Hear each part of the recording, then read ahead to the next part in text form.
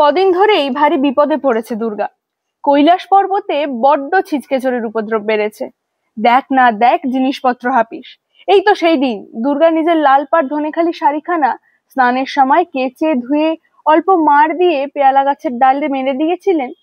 রোদে শুকিয়ে বেশ করকরে মতো হলে একটু গরম ইস্ত্রি বুলিয়ে নিয়ে পড়বে, তা না দুপুরে ঘুম থেকে উঠে দেখে শাড়ি হাওয়া, পেয়ারার ডালে একটা সাদা কাপড়ের টুকরো পর্যন্ত নেই। খোঁজ খোঁজ, তা সে শাড়ির আর কোনো হদিশই মিলল না।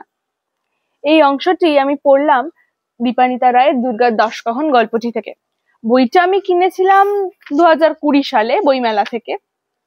প্রথমে টাইটেলটা দেখে আমারও মনে হয়েছিল যে হয়তো কোনো পৌরাণিক গল্প কথা হবে, কিন্তু যখন বইটা পড়া শেষ করলাম তখন আমার ধারণা ঠিক এই কথাটার উল্টো ছিল।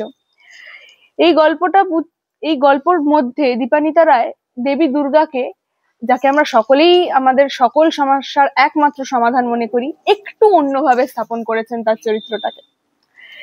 এই গল্পটা পড়লে আপনি বুঝতে পারবেন যে দেবী দুর্গা আসলে আপনার আমার থেকে আলাদা নয়। তার জীবনের সমস্যাগুলো ডিজিটাল নয়, সেটাও আপনার আমার এবং আর 5টা মধ্যবিত্ত বাড়ির মতনই। তো তাই আমি বলবো যে 8 থেকে 80 সকলেই এই বইটা পড়তে পারেন।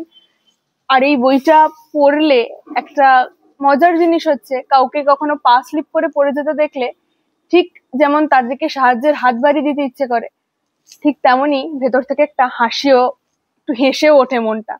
সেই রকমই দেবী দুর্গার সমস্যাগুলো এখানে যেভাবে উনি পোট্রে করেছেন, সেটার কথা শুনলে, সেটা পড়লে আপনি ঠিক যেরকম আপনার দেবী দুর্গাকে সাহায্য করার কথা ইচ্ছে করবে, ঠিক সেরকম কিছুটা হাসিও পেয়ে উঠবে, এবং আরো কঠিন হয়ে উঠছে সময়ের সাথে সাথে।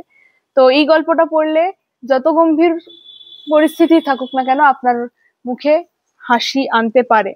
অত্যন্ত সাবলীল, অত্যন্ত সাধারণ ভাষায় লেখা গল্পটা। তো 8 থেকে 80 সকলেরই এই বইটা একবার পড়ে দেখা উচিত, এবং বিশেষত মহিলাদের। আজকে এই পর্যন্তই, পরের দিন একটা নতুন গল্প নিয়ে আসছি।